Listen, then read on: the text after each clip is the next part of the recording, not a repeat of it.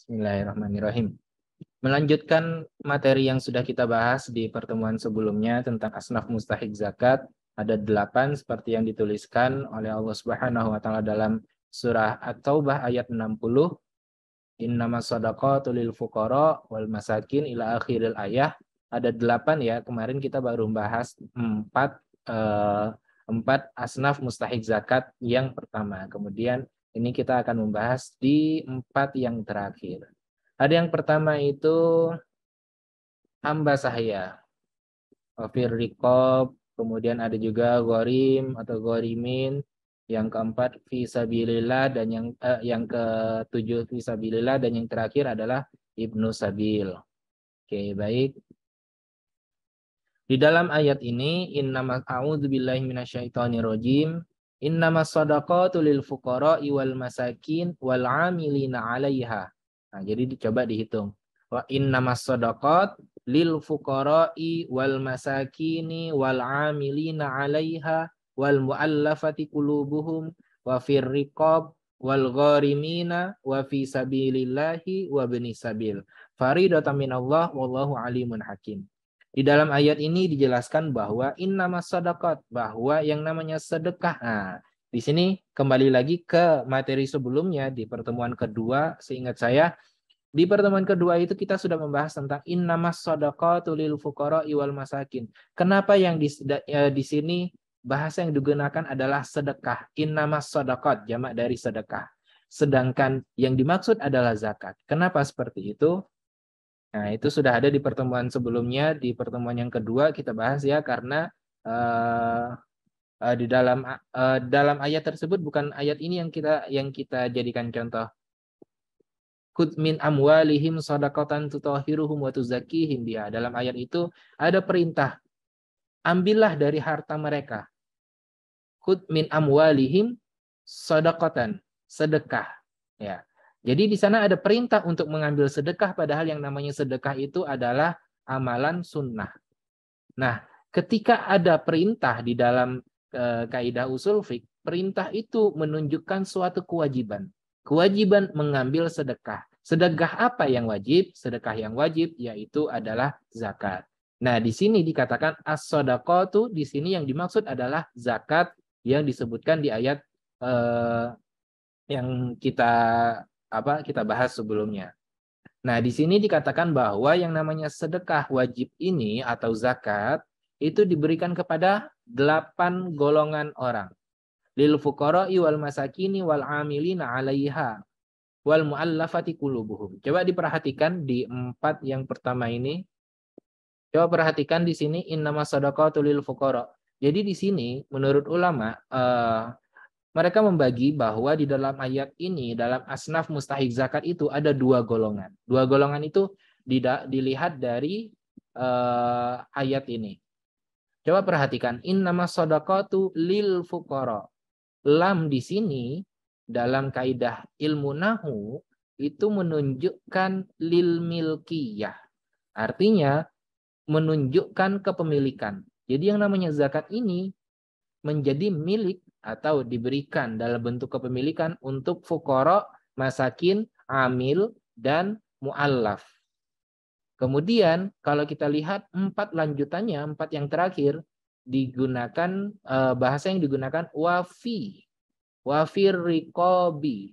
Fa di sini dalam kaidah ilmu nahu lizorfiyah, atau dia itu diberikan kepada, bukan untuk kepemilikan, tapi untuk kepentingan. Kalau di sini maknanya wafir riqabi wal gharimina wa fi sabilillahi wa ibnis sabil. Nah, kalau di dalam kitab fikih zakatnya Yusuf Qardawi, di sana dipaparkan pendapat ulama apa maksud dari penggunaan lam lil milkiyah di sini dan huruf fa zorfiyah. Lam milkiyah di sini ditujukan kalau kita perhatikan di sini untuk fuqara, masakin, amil, dan mu'allaf ini diberikan kepada mereka dalam bentuk konsumtif. Ya, di dalam bentuk konsumtif. Artinya itu diberikan kepada mereka dan hak mereka untuk menggunakannya secara langsung. Bagaimana cara mereka menggunakan itu diberikan dalam bentuk diberikan langsung kepada mereka. Karena itu menjadi milik mereka. Akan tetapi sisanya wafir rikob wal ghorimin, rikob di sini artinya adalah hamba sahaya atau budak. Ghorim di sini artinya orang-orang yang berhutang. Sabilillah di sini ditujukan untuk orang apa kegiatan atau amal-amalan amalan apa semacam usaha untuk mendekatkan diri pada Allah, misalnya bangun masjid atau apa gitu ya. Wa bani sabil, orang yang dalam perjalanan. Nah, kalau menurut ulama bahwa 4 yang terakhir ini diberikan kepada semacam ada tanggung jawab dari lembaga amil zakatnya. Tidak langsung diberikan kepada mereka, akan tetapi ini diberikan kepada untuk keperluan mereka. Nah ya, kalau yang sebelumnya itu memang mereka gunakan, diberikan kepada mereka, terserah mau digunakan untuk apa. Yang jelas untuk keperluan mereka. Karena orang fakir miskin kan mereka butuhnya apa sih kecuali untuk memenuhi kebutuhan mereka kan seperti itu.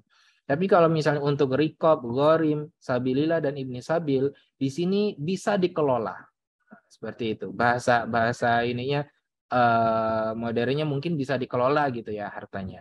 Ini kalau menurut ulama ketika membahas tentang adanya perbedaan penggunaan kata li dan fi di sini. Nah, itu.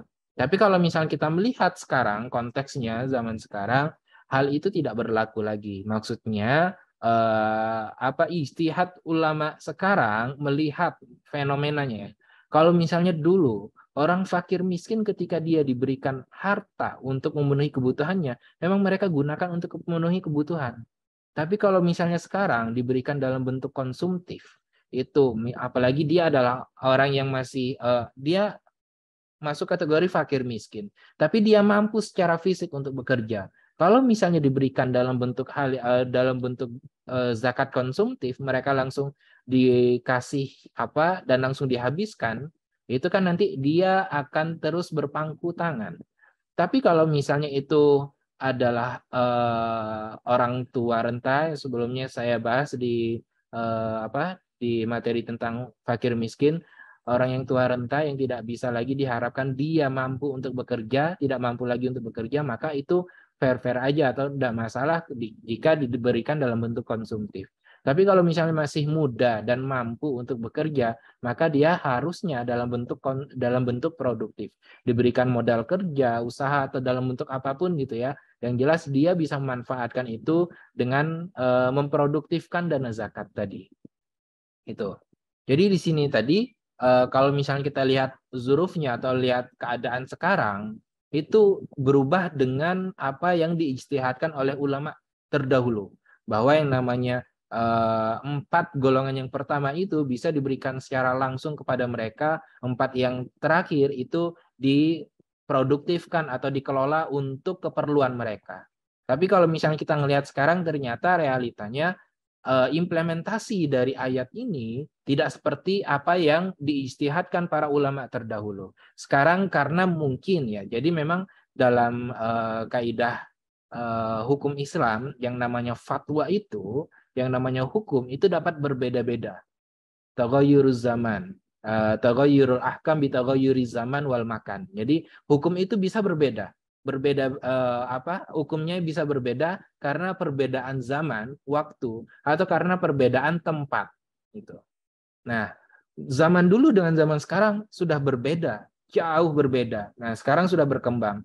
Ijtihad ulama sekarang mereka melihat orang yang muda yang mampu untuk bekerja, tapi dia masuk kategori fakir miskin. Kalau dikasih uang saja untuk keperluan konsumtif, maka itu akan habis. Ya.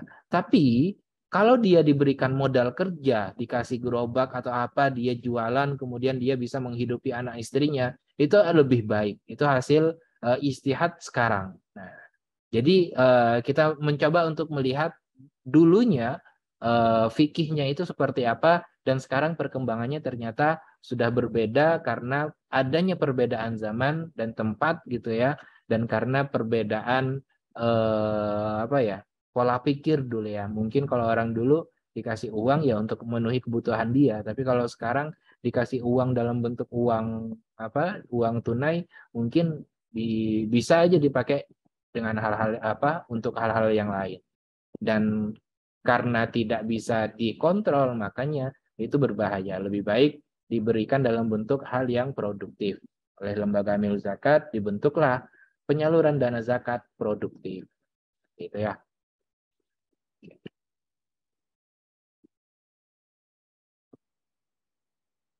Oke, ini yang akan kita bahas. Hamba sahaya, budak yang ingin dimerdekakan dirinya, ghorimin, orang yang berhutang, fisabilillah, orang yang berjuang di jalan Allah. Kalau dalam bahasa fikihnya itu adalah jihad, tapi nanti kita akan bahas lagi karena pembahasan tentang fisabilillah ini panjang. Kemudian yang terakhir adalah Ibnu Sabil. Oke, yang pertama kita masuk adalah rikop hamba sahaya. Secara bahasa, rikop itu adalah bentuk jamak dari rokobah. Rokobah artinya adalah budak atau hamba sahaya. Dalam Al-Quran, wafir rikop ini artinya zakat digunakan salah satunya untuk membebaskan budak. Ada dua cara ya pembebasan budak itu. Pada zaman Rasulullah, jadi namanya budak itu ada yang budak yang sudah dimiliki, ada budak yang masih dalam proses penjualan. Zaman jahiliyah dulu ya, yang namanya perbudakan itu masih ada. Kalau sekarang itu sudah ditiadakan karena itu sudah melanggar HAM. Sebelum itu diputuskan, agama Islam sudah jauh-jauh hari berusaha bagaimana cara menghapuskan perbudakan. Di sini ada dua cara pembebasan budak di zaman Rasulullah. Yang pertama, budak yang sudah dimiliki. Ya. Contohnya ini adalah budak yang sudah dimiliki. Ini budak yang sudah dimiliki. Ada keterikatan perjanjian pembebasan ya di antara budaknya sama tuannya. Ya. Tuannya bilang kalau kamu sudah bisa memberikan sejumlah uang kepada saya, maka kamu dibebaskan. Nah, selama belum bisa, ya dia bekerja terus nabung gitu ya. Kalau misalnya sudah nyampe 1 juta misalnya baru dikasihkan ke dia dan dia bebas. Nah seperti itu. Itu untuk budak, untuk pembebasan budak yang pertama yang jenis seperti ini, dia bisa mengajukan kepada, kalau dulu kan Baitul Mal ya, mengajukan kepada ke Baitul Mal untuk dibebaskan. Nah, ketika diberikan uang, uang itu nanti diberikan kepada tuannya untuk memenuhi syarat perjanjian pembebasan tadi. Misalnya kalau misalnya 1 juta rupiah dikasih 1 juta rupiah, maka budak tersebut bebas. Kemudian yang kedua, jika budak tersebut dalam proses penjualan. Jadi ada juga dulu pasar budak mungkin ya, di budak itu kan diperjualbelikan. Nah, bisa dari dana zakat yang dikelola oleh Baitul Mal pada saat itu membeli budak. Jadi membebaskannya itu membeli budak pada tuan, yang menjualnya itu langsung dibayarkan, saya beli budak ini, kemudian dibebaskan. Jadi waktu itu pembebasannya ada dua macam seperti ini. Budak yang sudah dimiliki dan budak yang sedang dalam proses penjualan seperti ini. Nomor 2. Nomor 6. Gharim, orang yang berhutang. Apakah semua orang yang berhutang itu bisa dibayarkan oleh dana zakat? Kita lihat di sini. Secara etimologi atau secara bahasa, gharim itu artinya orang yang berhutang. Ghorimin artinya orang-orang dalam bentuk pluralnya atau dalam bentuk jamaknya. Ada dua mazhab dalam mendefinisikan gharim. Di sini ada dua pendapat untuk mendefinisikan orang yang berhutang ini. Pendapat pertama oleh Abu Hanifah dalam mazhab Imam Abu Hanifah atau Hanafiyah gitu ya. Orang yang memiliki hutang dan tidak memiliki harta lebih untuk menutupi hutangnya. Jika dia adalah orang berhutang dan tidak punya harta lebih untuk menutupi hutang, maka dia bisa dibantu dengan dana zakat untuk membayarkan hutangnya. Seperti itu. Pendapat kedua, jumhur ulama, ada Imam Malik, Syafi'i, dan Imam Ahmad di sini, ada dua jenis gharim. Nah, kalau di sini dibagi dua jenis orang yang berhutang. Ada dua jenis gharim. Yang pertama, orang yang berhutang untuk dirinya sendiri, dan yang kedua, orang yang berhutang untuk kemaslahatan umum. Yang pertama untuk keperluan diri sendiri, dan yang kedua untuk keperluan maslahat umum. Orang yang berhutang untuk dirinya sendiri, ada beberapa syarat yang harus dipenuhi ya. Kalau misalnya memang dia itu berhutang untuk memenuhi kebutuhan diri sendiri, maka dia harus dipastikan bahwa benar-benar membutuhkan bantuan dana zakat dalam membayar hutangnya. Artinya dia tidak memiliki harta yang cukup untuk melunasi hutang. Kalau misalnya dia punya konteks sekarang ya, misalnya ya, dia punya rumahnya bagus gitu ya. Tapi dia punya hutang, misalnya rumahnya kalau ditaksir rumah 2 tingkat gitu ya. Kalau ditaksir mungkin 1 miliar harganya. Tapi dia punya hutang 500 juta gitu. Nah, kalau dalam kondisi seperti ini, dia tidak bisa dibantu dengan dana zakat. Kenapa? Karena dia memiliki rumah, yang mana rumahnya itu lebih dari rumahnya itu masuk kategori rumah yang cukup apa ya? Kalau misalnya orang biasa gitu ya, normalnya. Tapi ini melihat ini juga ya, melihat dari kebutuhan. Kalau misal memang dia punya keluarga gitu ya, anggota keluarganya itu sampai 10 orang, maka dia membutuhkan rumah tersebut. Tapi kalau misalnya isinya cuma 3 orang gitu ya, dia istri sama 1 anak punya 1 rumah sebesar itu, maka itu tidak wajar jika dia dibantu oleh dana zakat untuk melunasi hutangnya. Gitu. Jadi di sini benar-benar membutuhkan bantuan dana zakat dalam membayar hutangnya. Tidak memiliki harta yang cukup untuk melunasi hutang. Yang tadi, dalam kasus tadi, dia punya harta cukup, yaitu dia menjual rumah tadi, tinggal di rumah yang biasa, kemudian sisanya hasil penjualan dibayarkan ke hutangnya. Seperti itu. Tapi kalau misalnya rumahnya biasa aja, memang untuk memenuhi kebutuhan dia seperti itu, cukupnya rumah itu untuk mencukupi kebutuhan tempat tinggal, ya. Dan dia tidak memiliki harta lain untuk melunasi hutang. Nah, maka dalam kondisi seperti ini, dia bisa minta bantuan dari dana zakat untuk membantu melunasi hutangnya. Bukan melunasi hutang artinya langsung dilunasi 100%, tidak. Tentu nanti dari pengelola dana zakat akan melihat apa yang bisa dibantu sebesar apa, melihat dari. Jadi di sini orang yang berhutang untuk dirinya sendiri, pertama harus dipastikan bahwa dia benar-benar membutuhkan bantuan untuk melunasi hutangnya karena memang hartanya tidak cukup untuk melunasi. Kemudian selanjutnya, berhutang untuk keperluan yang dibolehkan dalam syariat. Di sini misalnya dia berhutang memang untuk keperluan misalnya untuk menyekolahkan anak gitu ya.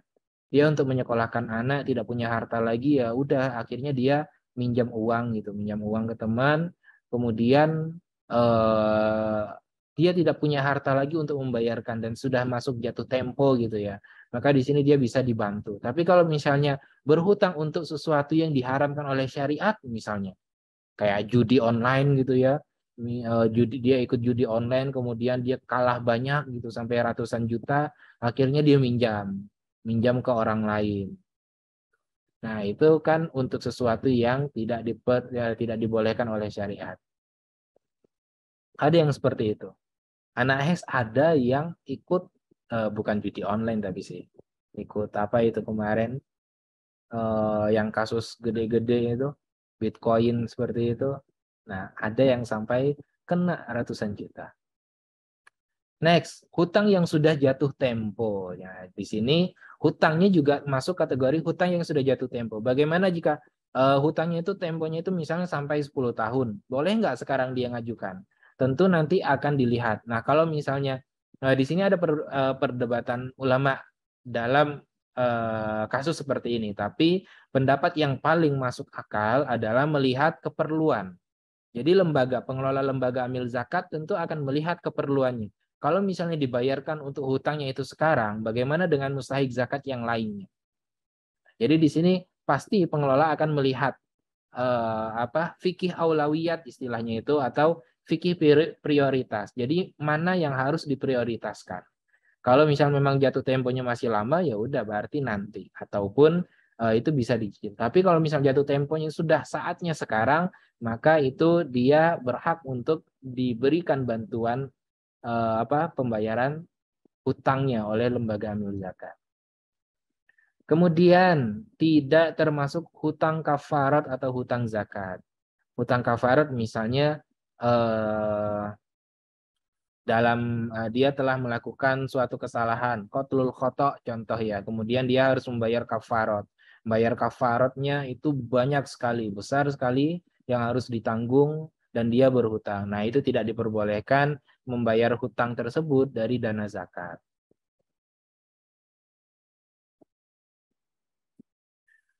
Adapun untuk yang berhutang demi kemaslahatan umat, kalau ini lebih mudah lagi karena memang dia itu orang yang memperhatikan kemaslahatan umat. Karena tidak ada yang perhatikan yang lain selain dia memperhatikan benar-benar misalnya di suatu daerah di sini tuh nggak ada masjid. Saya harus bangun masjid dalam waktu yang singkat, dalam waktu yang cepat gitu ya.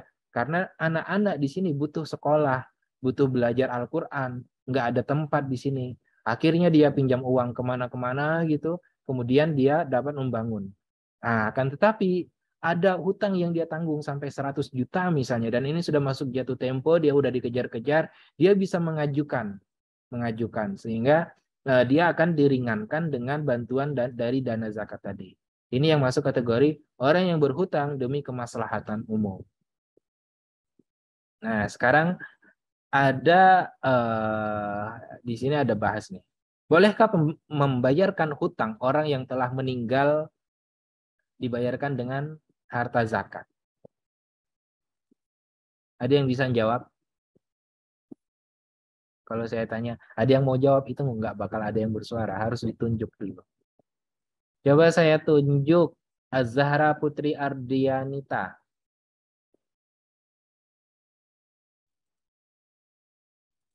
Kalau nggak nyaut, saya anggap absen. Az-Zahra Putri Iya, hadir Pak, Ardianita. hadir. Baru nyaut. Bolehkah Iya, Pak. membayarkan hutang orang yang telah meninggal dengan dana zakat? Kalau menurutmu boleh nggak? Tergantung. Tergantung apanya? Tergantung, Pak. Iya, tergantung apa. Kalau hartanya tidak cukup, Hartanya nggak cukup. Dia sudah memenuhi kategori berhutang untuk dirinya. ya. Tapi dia udah meninggal.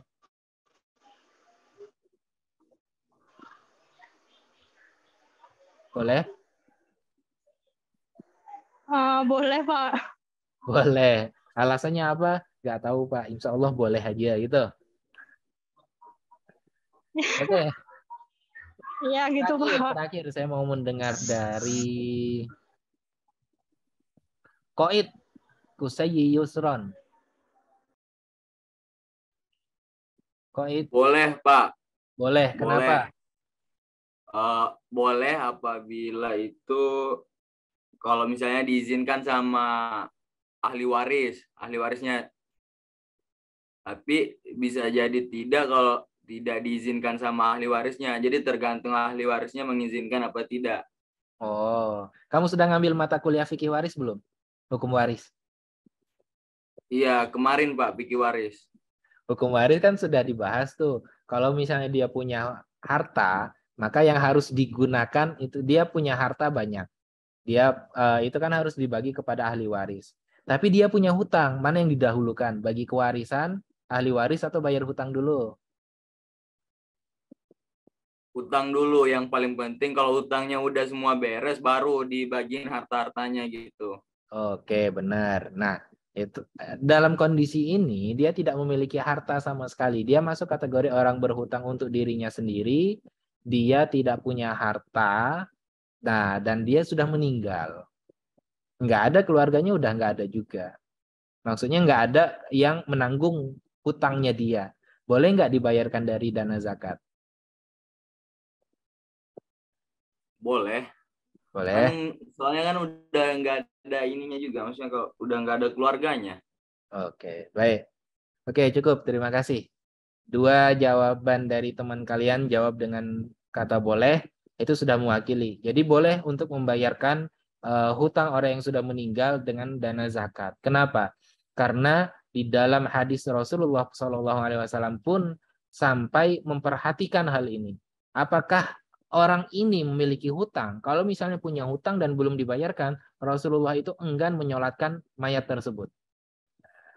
Nah, itu artinya memang di dalam syariat, dalam Islam itu memperhatikan hal perkara yang seperti ini. Hutang piutang itu sangat diperhatikan.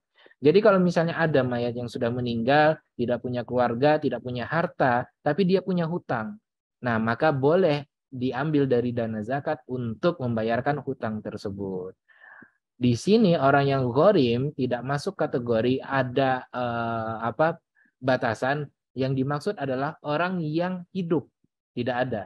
Jadi ulama sependapat bahwa ini juga bisa diterapkan kepada orang yang sudah meninggal dunia untuk meringankan beban dia. Karena di sini termasuk tanggung jawab antar sesama manusia. Dia punya tanggung jawab untuk membayarkan itu. Tapi kalau misalnya tanggung jawab dengan antara seorang hamba dengan Tuhannya, insya Allah Allah itu maha pengasih lagi maha penyayang.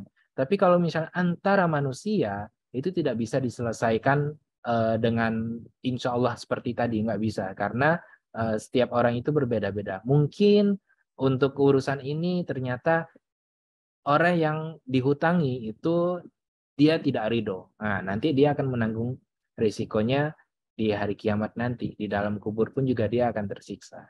Jadi di sini dibolehkan membayar hutang orang yang telah meninggal dunia dengan zakat jika sudah memenuhi kriteria. Oke, next. Di sini ada pertanyaan dan ini nanti akan saya saya ajukan nanti di psikologi ya untuk teman-teman yang kelas C juga. Jika zakat dapat membantu orang yang berhutang, bagaimana jika zakat digunakan sebagai pinjaman orang daripada berhutang? Paham nggak? Jadi gini, zakat kan tadi digunakan untuk melunasi hutang orang-orang yang berhutang tadi. Nah, sebelum dia berhutang tuh, gimana kalau misalnya dia meminjam dari dana zakat? Minjam dari dana zakat untuk memenuhi kebutuhan dia. Kenapa? Enggak saya kasih jawaban. Nah, saya cuma ngasih itu tadi, saya jelasin. Jika zakat dapat membantu orang yang berhutang, apakah boleh orang meminjam dana dari harta zakat untuk memenuhi kebutuhannya? Nah, itu pertanyaannya. Nanti saya minta menuliskan jawaban di psikologi. Kan saya cek di psikologi, dan nanti saya masukkan nilai ke nilai tugas. Itu pertanyaannya. Nanti untuk semuanya silakan jawab di psikologi. Oke, next. Kita lanjut. Hampir 1 jam. Fisabilillah, orang yang berjuang di jalan Allah. Secara bahasa, fisabilillah ini, sabil itu artinya adalah jalan. Fisabilillah artinya makna aslinya ya. Makna aslinya adalah jalan yang menghantarkan kita kepada keridhaan Allah, kepada ketakwaan Allah Subhanahu wa taala. I'tiqadan wa amalan, baik itu dengan keyakinan maupun dengan amal perbuatan. Jadi makna asli dari fisabilillah adalah jalan yang dapat mengantarkan kita kepada ketakwaan Allah, yang mengantarkan kita sehingga Allah itu ridho dengan kita. Apa aja itu? Baik itu dengan i'tiqad, dengan keimanan maupun dengan amal perbuatan. Misalnya bangun masjid, bangun rumah sakit untuk orang yang fakir miskin, atau apapun itu. Itu kan adalah sesuatu usaha yang dapat mendekatkan kita kepada Allah, meningkatkan ketakwaan kita. Itu masuk kategori fisabilillah. Tapi makna yang sering kita dengarkan ketika membahas kata fisabilillah, dan ulama-ulama salaf pun juga ketika membahas tentang fisabilillah itu didefinisikan sebagai makna jihad atau perang di jalan Allah. Nah, kenapa diartikan seperti ini? Karena fisabilillah, istilah fisabilillah itu seringnya secara ghalib, secara sering itu muncul istilah ini dengan maksud menjelaskan bahwa fisabilillah adalah jihad atau perang di jalan Allah. Adapun makna aslinya seperti yang saya jelaskan di awal, yaitu mengantar jalan suatu perbuatan yang dapat mendekatkan diri kita kepada Allah. Nah, untuk makna fisabilillah ini saya sudah pernah menulis artikel tentang konsep fisabilillah, komparasi pendapat ulama terdahulu dengan pendapat ulama sekarang kontemporer, nanti silakan dilihat di artikel saya akan share, dan tolong dibaca karena pembahasannya itu sangat panjang, tidak bisa saya jelaskan secara singkat di sini. Tapi poin-poinnya sudah ada saya tuliskan di sana. Silakan dibaca, nanti saya share artikelnya. Dan yang terakhir Ibnu Sabil, orang yang kehabisan bekal. Menurut jumhur ulama, istilah Ibnu Sabil adalah bahasa kiasan yang artinya adalah musafir yang melakukan perjalanan jauh dari suatu negara ke negara lain. Karena kalau dulu itu melakukan perjalanan dari Mekah ke Madinah itu perjalanan jauh, itu kan lumayan lama, berhari-hari. Apalagi sampai ke Yaman itu butuh waktu berhari-hari. Sampai ke Mesir juga berhari-hari. Karena dulu orang melakukan perjalanan jauh itu menggunakan maksimal kendaraannya adalah unta. Kalau misalnya kuda, kudanya nggak kuat. Lebih kuat unta dalam perjalanan jauh. Ya. Nah, itu dulu melakukan perjalanan jauh dari suatu negeri ke suatu negeri lain. Di dalam Al-Quran, kata Ibnu Sabil ini disebutkan sebanyak 8 kali, yang menunjukkan bahwa Islam itu sangat memperhatikan umatnya, Allah memperhatikan umatnya, kebutuhan umatnya yang sedang melakukan perjalanan. Tentu, Sabil di sini kan jalan. Ibnu Sabil orang yang melakukan perjalanan, artinya musafir. Musafir yang dia itu mendapatkan jatah zakat adalah musafir yang memang melakukan perjalanan untuk hal yang baik, untuk hal yang diridhoi oleh Allah, bukan untuk sesuatu yang berbau maksiat gitu ya. Itu syaratnya. Nah, apakah Ibnu Sabil itu masih ada di zaman sekarang? Saya bertanya lagi. Romdoni Jihad. Romdon. Kalau nggak nyaut lagi, saya tulis absen loh. Muhammad Romdoni Jihad.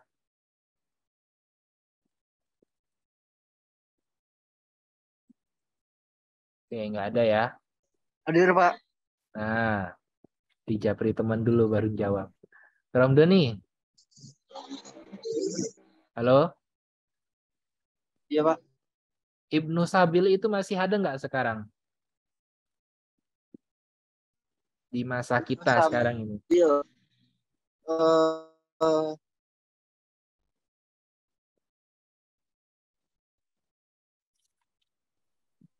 Kalau menurutmu masih ada apa enggak? Ibnu Sabil kan orang yang melakukan perjalanan. Ini mungkin, Pak. Oke. Yang zuhud itu, Pak. Kalau orang zuhud biasanya kan banyak. Mungkin itu juga bisa disebut Ibnu Sabil. Oh, bukan. Enggak, jauh banget ke orang-orang yang zuhud. Tanjim ini. Yang lain coba Putri Pratiwi Qurrata Ayun. Iya, Pak. Putri. Iya, Pak. Ibnu Sabil itu adalah orang yang melakukan perjalanan jauh, karena dulu kan musafir itu dia melakukan perjalanan jauh itu, siapa sih yang memenuhi kebutuhan kebutuhan mereka kalau bukan memang bisa diambil dari Baitul Mal, dari zakat gitu ya. Nggak mungkin dia melakukan perjalanan jauh kalau misalnya kehabisan bekal nanti gimana. Nah, itu bisa diambil dari dana zakat. Kalau sekarang Ibnu Sabil itu masih ada apa enggak? Menurutmu? Enggak, dia tuh Masih mungkin, Pak. dia ngelakuin itu Jangan karena pakai bukan takdir, itu pilihan. Oh, ada, Pak. Kayak tablik akbar tuh, Pak. Biasanya mereka tuh jalannya jauh-jauh. Ada yang sampai ke Tablik kota. akbar, bego. Tablik akbar mah event. Enggak, ada. Tolol. Siapa temanmu itu? Mas, mic-nya bocor, Mas. Jangan ditolol-tololin, Mas. Berarti belajar, Mas Bro. Ibnu Sabil bisa masuk kategori itu. Dan mungkin maksud dari Pratiwi Putri tadi bukan jemaah tabligh, bukan tabligh akbar, jemaah tabligh mungkin. Jemaah tabligh itu kan Jemaah orang tablik. Iya Pak, Iya.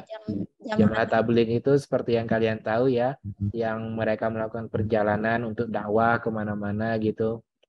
Dia bisa masuk kategori Ibnu Sabil. Ibnu Sabil di zaman kita sekarang ini. Ketika mereka memang kehabisan bekal, maka itu bisa diambilkan dari dana zakat. Jadi Ibnu Sabil itu sampai sekarang pun juga ada. Bukan artinya sekarang itu karena perkembangan zaman, perjalanan kemana-mana itu sudah dimudahkan. Bukan itu yang dimaksudkan Ibnu Sabil itu, bukan karena perjalanannya, bukan. Karena memang mereka yang keluar untuk melakukan perjalanan jauh ketika habis bekalnya, kebutuhan dia itu harus terpenuhi, maka itu bisa diambil dari dana zakat. Itu yang dimaksud dengan Ibnu Sabil. Tidak dibatasi dengan Ibnu Sabil itu orang yang jalan kaki gitu ya, orang yang berjalan dari suatu negara ke negara lain. Kalian yang melakukan perjalanan dari tempat kalian ke kampus untuk sekolah, untuk kuliah, ketika kehabisan bekal memang tidak ada lagi yang mensupport kalian, nah itu bisa saja kalian mengajukan. Biasanya nanti misalnya mengajukan ke Lazismu, oh nanti akan diarahin, ikut ini aja silakan daftar untuk mendapatkan beasiswa. Bisa saja seperti itu. Jadi Ibnu Sabil sampai sekarang pun masih ada. Itu ya. Oke, sampai di sini ada yang mau ditanyakan? Zoom kita udah 1 jam. Ada yang mau bertanya?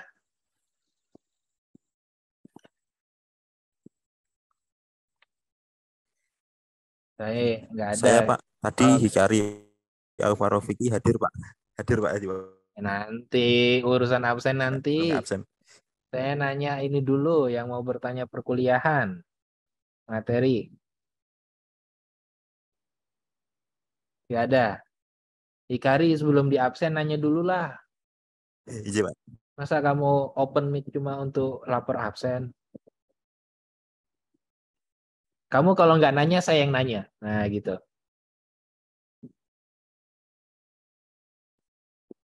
Ayo, Hikari. Iya Pak, siap.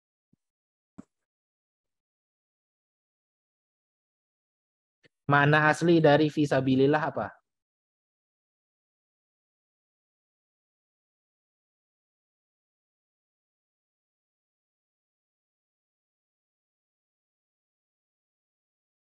Berapa Pak? Makna asli Nama. dari fisabilillah. Di jalan Allah Pak. Bisa. Kan tadi saya sampaikan ada makna asli dan ada makna yang umumnya diketahui orang atau definisi yang umumnya digunakan. Nah, makna asli dari fisabilillah itu apa? Oh, makna aslinya